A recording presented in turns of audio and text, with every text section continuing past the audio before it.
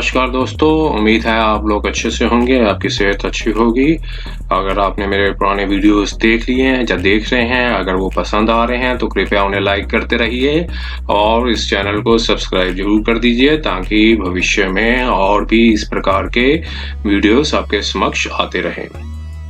दोस्तों आजकल बहुत लोग सवाल पूछते हैं सोशल नेटवर्किंग साइट्स में, खासकर जो ग्रुप्स बने हुए हैं उनमें सवाल पूछे जाते हैं, तो इनबॉक्सेस करते हैं।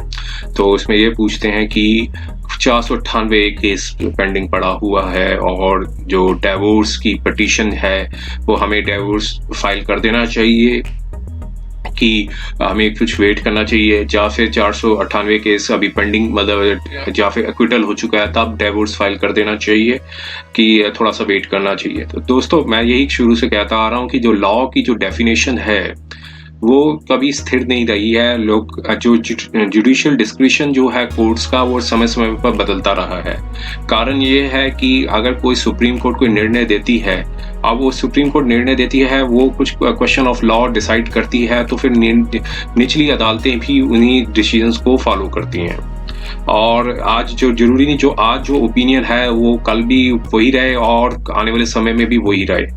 अब मान लीजिए अब आज की डेट में हम यही मान के चलते हैं कि अगर एक्विटल हो चुका है, 498 केस का एक्विटल हो चुका है और कोई अपील पेंडिंग नहीं पड़ी है, तब एक स्ट्रॉन्ग ग्राउंड बनता है डिवोर्स का, क्रूरटी, क्योंकि वाइफ की जो क्रूरटी है वो साबित हो रही है।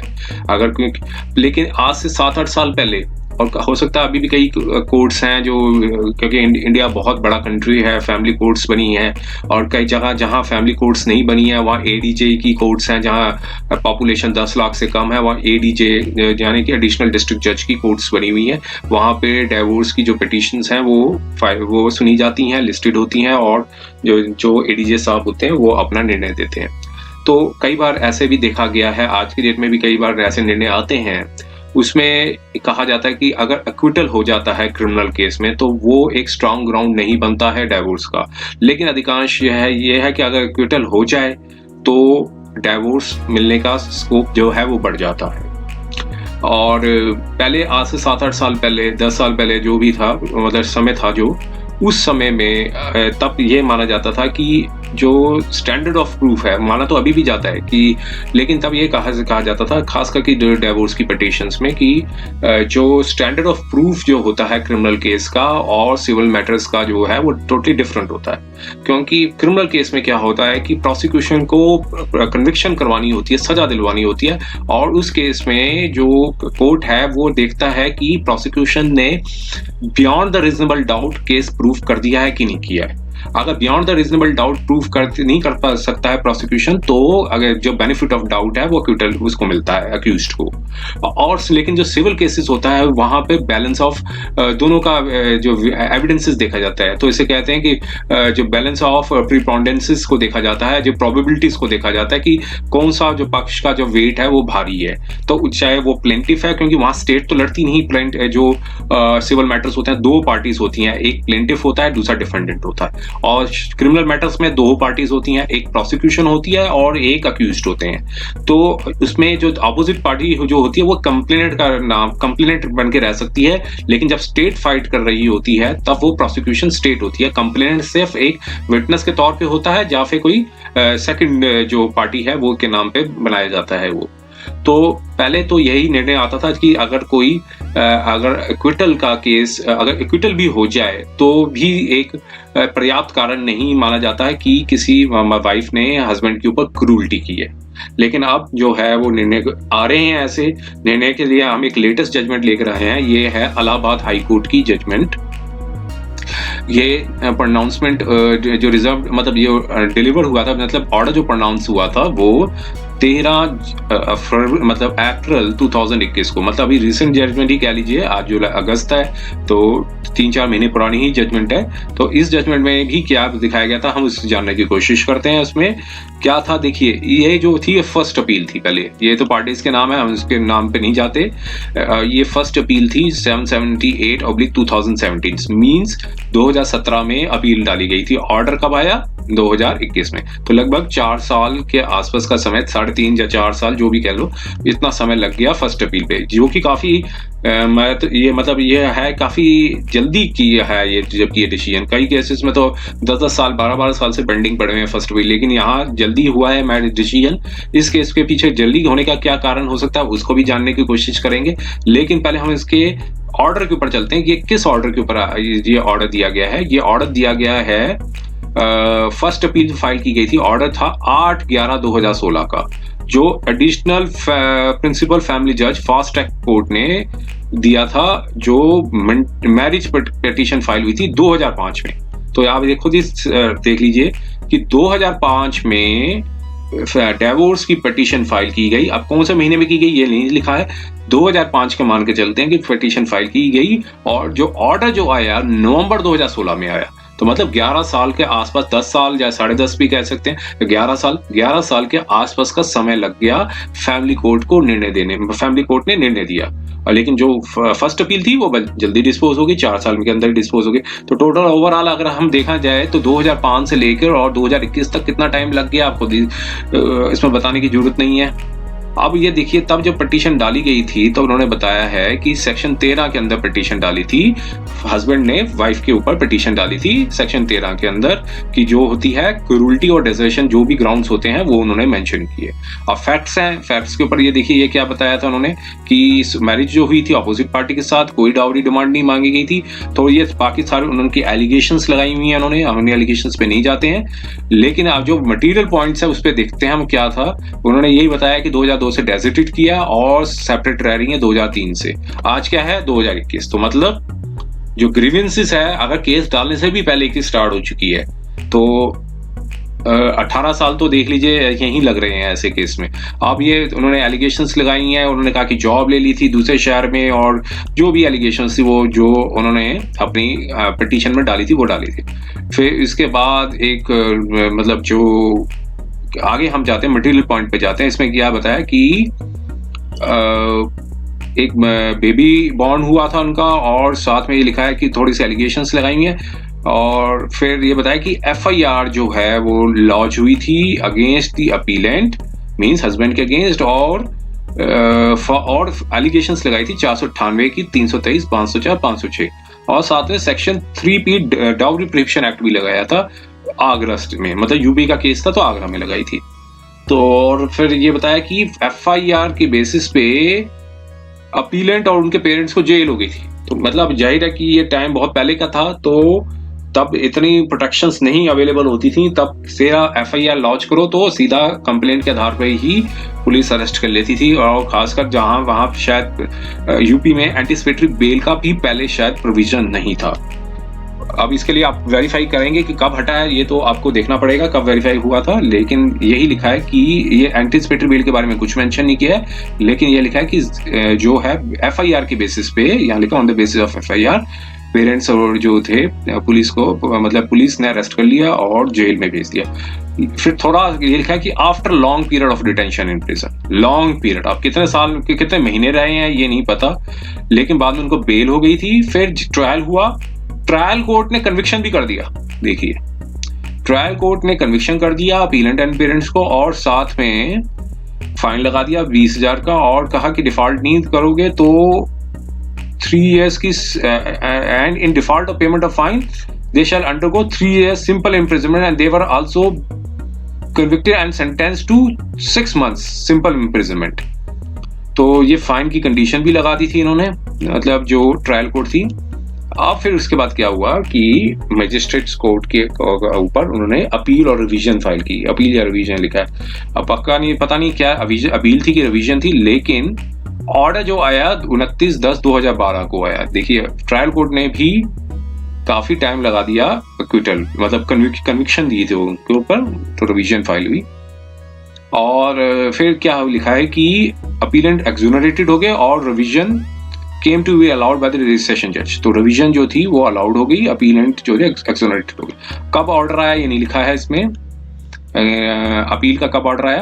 अब ये इन्होंने कंटेंशंस रखी कि डिग्री ऑफ डिवोर्स दे देना चाहिए, ये जजमेंट्स आई हुई हैं, ये जजमेंट्स आप जरूर नोट कीजिए, क्योंकि इलाहाबाद हाई कोर्ट ने इन जजमेंट्स को कंसिडर किया है, और इसके बेसिस पे जो है आगे उनको रिलीफ मिला है।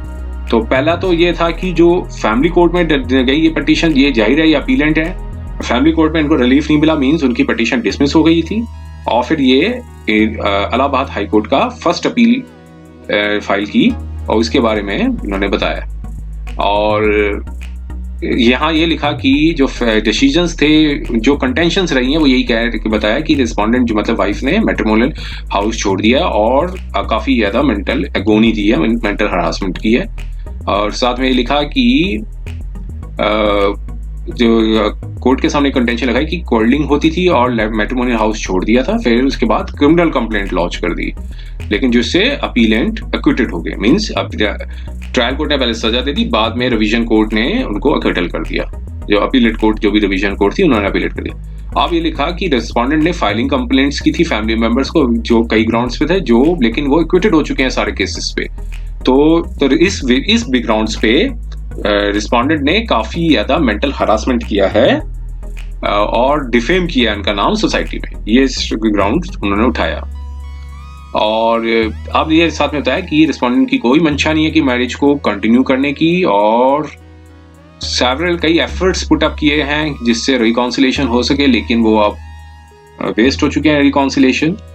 तो अब ये मैरिज को कहा कि ये क्रूरटी साबित हो रही है कि वाइफ ने क्रूरटी की है हस्बैंड के ऊपर, और कंप्लेंट फाइल करके और फैमिली मेंबर्स को ऊपर डाल के, और जिससे फॉल्स एंड फैब्रिकेटेड ग्राउंड्स थे जिसकी वजह से इनको हरासमेंट हुई है।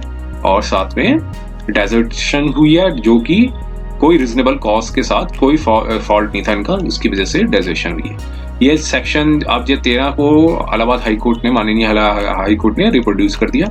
सेक्शन 13 यही कहता है कि अगर कोई भी पार्टी, चाहे हस्बैंड हो चाहे वाइफ हो, डाइवोर्स ले सकती है क्रूरटी के ग्राउंड पे 13A पे, और बी पे 1B पे अगर डेजर्टेशन 2 साल से ऊपर का है, मींस वाइफ और हस्बैंड, या वाइफ छोड़ के चली गई हस्बैंड को, या हस्बैंड छोड़ के चला गया वाइफ को, 2 साल से ऊपर समय तक वो नहीं रह रहे, और उसकी बेसिस पे डेजर्टेशन के ग्राउंड पे जो है ये मतलब ये 1A और B का उन्होंने सेक्शन एक्सप्लेन किया।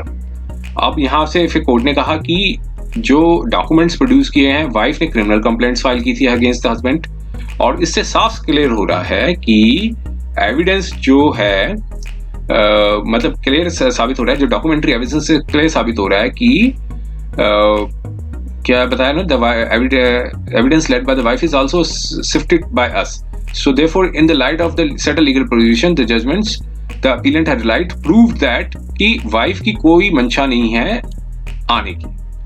तो मींस क्रिमिनल केस भी फाइल किया है, साथ में ये भी प्रूफ हो रहा है कि कोई वाइफ की मंशा नहीं आने की, क्योंकि डेजर्टेशन का जो ग्राउंड है वो 10 साल से ऊपर हो चुकी है। देखिए 2 साल होती है 13(1)B के अंदर, और यहाँ इन्होंने इस केस में 10 साल की डेजर्टेशन मींस सेपरेट रह रही हैं। और साथ में बोला cruelty perpetrated bye the wife. Cruelty कैसे? झूठा केस लगा के, जो भी केस लगाया, केस झूठा है कि सच्चा, लेकिन जो ऑर्डर है वो क्विटल हो चुका है, तो cruelty perpetrated bye the wife लिखा है। अब ये देखिए फिर उन्होंने रिलायंस दिया जजमेंट, इलाहाबाद हाई कोर्ट ने पुरानी जो कोर्ट्स होती हैं जब भी जजमेंट लिखती हैं तो प्रेसिडेंट्स बोले तो कि जो पिछली जो कोर्ट्स हैं, सुपीरियर कोर्ट्स हुई या कोऑर्डिनेट बेंचेस हुई, जिन डिसीजंस को उन्होंने अडॉप्ट किया है, तो वो जो है कोर्ट भी उन्हीं प्रेसिडेंट्स को देते हैं ताकि अपनी ऑब्जर्वेशन और ज्यादा सब्सटेंशिएट हो सके, बहुत ज्यादा अफर्म हो सके कि ऑब्जर्वेशन पे जो आ रहे हैं वो ठीक आ रहे हैं। तो उन्होंने यही बताया कि नरेंद्र कुमार गुप्ता का एक केस था, जिसे भी आप ढूंढ लीजिए अगर मिल सकती है तो जजमेंट, ये AIR है, all India reporter, Rajasthan court की होगी ये जजमेंट, तो वहां से हाई कोर्ट से मिलेगी आपको। और यहाँ लिखा है कि क्रूरल्टी ग्राउंड ऑफ वाइफ, लिखा है husband had filed a petition for ground of cruelty, wife ने FIR फाइल कर दी 498 की, और इन्वेस्टिगेशन जो पाई जो फॉल्स थी, और हाई कोर्ट ने कंसिडर किया कि जो वाइफ ने क्रूरल्टी की है हस्बैंड के ऊपर, तो इसी ग्राउंड पे डिग्री ऑफ डेसोल्यूशन ऑफ डाइवोर्स मिल गया। तो देखिए हर केस अलग होता है, मैंने जैसे शुरू से कहता आ रहा हूँ। इस केस में क्या हुआ था, जो केस इलाहाबाद हाई कोर्ट ने रिलाई किया, वो एक केस किया था नरेंद्र कुमार वर्सेस इंदू के केस में। इसमें क्या था कि हस्बैंड ने डाइवोर्स की पिटीशन फाइल की, वाइफ ने काउंटर ब्लास्ट FIR की, जो इन्वेस्टिगेशन में ही पुलिस ने एक्सोनरेट कर दिया। तो इन्वेस्टिगेशन में निकल के आ गया कि ये जो इन्वेस्टिगेशन है, मतलब जो कंप्लेंट है वो फॉल्स है, तो फिर एक हॉट स्ट्रॉन्ग ग्राउंड हो गया। हस्बैंड को फिर ट्रायल पूरा फेस करने की भी जरूरत नहीं पड़ी, क्योंकि अगर इन्वेस्टिगेशन नहीं अगर ठीक ढंग से हो जाती है तो फिर ट्रायल भी फेस करनी नहीं पड़ती। तो या अब दूसरा डिसीजन बताया ने परवीन मेहता वर्सेस इंद्रजीत मेहता। तो यहाँ पर भी बताया कि वाइफ ने मैट्रिमोनियल हाउस छोड़ दिया कुछ महीने बाद, शादी के बाद कई अटेम्प्ट्स दिए, लेकिन 10 साल लैप्स हो गए और उसके बाद हाई कोर्ट ने कहा कि मैरिज जो है वो इरिवर्टेबल ब्रेकडाउन हो चुकी है। देखिए अभी भी कोर्ट ये कोई लॉ नहीं बना है इरिवर्टेबल ब्रेकडाउन। इरिवर्टेबल ब्रेकडाउन मैंने तो कि एक जो मैरिज का जो बॉन्ड है, अगर दोनों पार्टीज कई सालों से सेपरेट रह रही है तो उसको कहते हैं कि, और दोनों पार्टीज की कोई मंशा नहीं है आने की, और एक दोनों पार्टीज अलग अलग जगह से रह रही हैं, कई सालों से रह रही हैं, और फिर कहते हैं मैरिज तभी सक्सेसफुल होती है जब उनके बीच में बॉन्ड जो है, मैरिज बॉन्ड जो है वो जीवित रहे, अलाइव रहे। अब जो मैरिज दोनों पार्टी कई सालों से रह रही है, किसी को कोई फिक्र ही नहीं है कोई एक दूसरे की, तो कहते हैं ये एक इरिवर्टेबल ब्रेकडाउन है। लेकिन हिंदू मैरिज एक्ट के अंदर अभी ऐसा कोई क्लॉज जो है अभी इंसर्ट नहीं किया है, लेकिन आप फिर भी वेरीफाई कर लीजिए, क्योंकि अगर आज की डेट में कुछ हो गया, रिसेंट हो गया बेयर एक्ट अगर आप देखेंगे तो भी पता चला लगा पाएंगे कोई ऐसा, या फिर कोई बिल आया कि नहीं आया, क्योंकि प्रपोजल डाला ही गया था इनका भी कि इरिवर्टेबल ब्रेकडाउन को भी एक डाला जाए, क्योंकि एक केस हुआ था नवीन कुमार का, उसमें भी माननीय कोर्ट ने यूनियन ऑफ इंडिया को डायरेक्शन दी थी कि इरिवर्टेबल ब्रेकडाउन का भी एक ग्राउंड बनाया जाए, क्योंकि अदरवाइज म्यूचुअल कंसेंट एक ग्राउंड है, एक कोई हस्बैंड केस फाइल करे और एक वाइफ केस फाइल करे, दोनों को भी मौका मिलता है कि आप क्रूल्टी साबित करो, तो क्रूल्टी साबित करते करते ही कई साल लग जाते हैं। तो माननीय कोर्ट ने कहा जैसे दूसरे कंट्रीज में होता है कि एक इरिवर्टेबल ब्रेकडाउन का एक ग्राउंड होता चाहिए, जिससे दोनों पार्टी अगर लग जाए कि आप सेपरेट हो चुकी हैं, वापस आने की कोई मंशा नहीं है, मैरिज जो है वो डेड हो चुकी है, तो फिर कहा जाता है कि अब ये मैरिज का जो बॉन्ड है इरिवर्टेबल मीन्स रिवर्सेबल नहीं हो सकता। इरिवर्टेबल मीन्स रिवर्स नहीं किया जा सकता, तो इसलिए उसको इरिवर्टेबल कहा जाता है। तो इसलिए, और अदरवाइज मैंने कहती है कि हो सकता है कि वापस हो जाए, समझौता हो जाए, ये हो जाए, तो इसलिए वो कॉन्सिलेशन जो है मतलब मेडिएशन, जब भी आप जाए डिवोर्स का केस फाइल करेंगे फैमिली कोर्ट में, तो कोर्ट जो होगी वो मेडिएशन कराएगी, समझौता कराएगी। सिमिलरली अगर आप हाई कोर्ट में भी अपील डालेंगे तो वहां पर भी मेडिएशन होगा, इवन सुप्रीम कोर्ट में जाएंगे तो वो भी आगे मेडिएशन सेंटर में भेज सकते हैं। तो ये था, ये चीज उन्होंने रिलाई की। फिर दूसरी और जजमेंट्स बताई दुर्गा प्रसाद त्रिपाठी की, तो कई जजमेंट्स हैं इसमें, क्योंकि ये मतलब ये इन्होंने रिप्रोड्यूस कर दिया पूरा का पूरा पैराग्राफ को। अब हाँ जी, ये देखिए नवीन कोहली की जजमेंट थी, नवीन कोहली वर्सेस नीलू कोहली की जजमेंट थी, जो मैंने अभी आपको बताया। इसमें भी वही माननीय सुप्रीम कोर्ट ने कहा था कि अमेंडमेंट करनी चाहिए हिंदू मैरिज एक्ट में, तो जिससे एक इरिवर्टेबल ब्रेकडाउन ऑफ मैरिज का जो ग्राउंड है वो डाला जा सके। Therefore, the wife has registered, यहाँ पर भी लिखा कि वाइफ ने रजिस्टर्ड की several criminal complaints, उससे क्रूरती perpetuate हो गई, मतलब बढ़ गई, of the husband. It is also said कि allegations was leveled against the husband regarding जो so and so having ये, तो वो क्या कहते हैं, जो वाइफ ने एक एलिगेशन, सीरियस एलिगेशंस लगाई थी हस्बैंड के ऊपर, लेकिन वाइफ प्रूव नहीं कर सकी। तो ये चीज थी उस ग्राउंड में, उस केस के बारे में बता रहे हैं। नवीन कोहली वर्सेस नीलू कोहली के केस था वो, जो कि काफी अच्छा मतलब इंपॉर्टेंट केस है, लेकिन 2004 जब में आया था शायद, हाँ 2006 में आया था, तो इसको भी आप देख सकते हैं।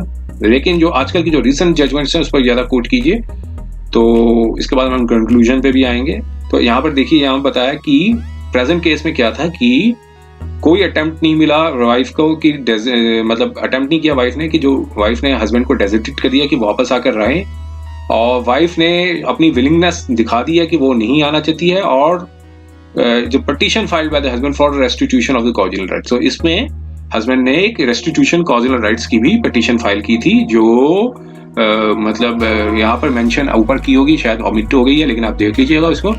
तो यहाँ पे लिखा है कि she filed a complaint under section 498 even after the husband was acquitted, the wife has not filed appeal revision in the superior court. Means conviction जो हुई थी हस्बैंड के ऊपर, वो ट्रायल कोर्ट ने कर दी थी, अब हस्बैंड ने अपील डाली, रिवीजन डाली, उसकी बेसिस पे हस्बैंड को एक्विट कर दिया।